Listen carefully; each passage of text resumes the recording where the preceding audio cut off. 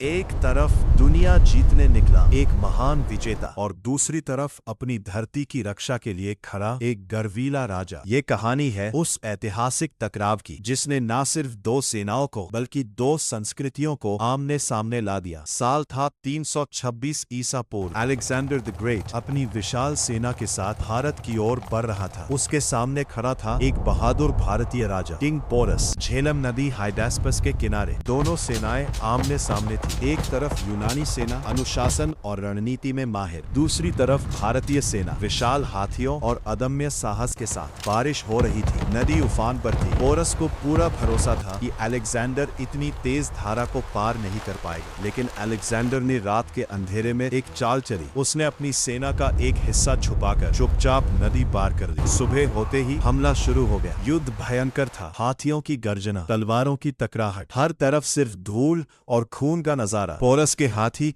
यूनानी सेना पर टूट पड़े। कई सैनिक डर से भागने लगे, लेकिन अलेक्जेंडर की सेना ने खुद को संभाला और धीरे धीरे युद्ध का पलड़ा। पोरस अंत तक लड़ते रहे। घायल होने के बावजूद उन्होंने हार नहीं मानी। आखिरकार वो पकड़ लिए गए। उन्हें अलेक्जेंडर के सामने लाया गया। अलेक्जेंडर ने पूछा, तुम्हारे साथ कैसा व्यवहार किया जाए? पोरस ने बिना डरे जवाब दिया, जैसा एक राजा दूसरे राजा के साथ करता है। ये जवाब सुनकर अलेक्जेंडर भी प्रभावित हो गया। अलेक्जेंडर ने पोरस की बहादुरी और आत्मसम्मान को सलाम किया और न सिर्फ उनका राज्य वापस कर दिया, बल्कि उन्हें और भी भूमि सौंप दी, क्योंकि असली जीत तलवार से नहीं बल्कि सम्मान और साहस से होती है। झेलम की ये लड़ाई हमें सिखाती है कि हार कर भी जीत हासिल की जा सकती है, अगर आपके अंदर आत्मसम्मान और हिम्मत हो। कभी कभी इतिहास तलवार से नहीं, एक जवाब से लिखा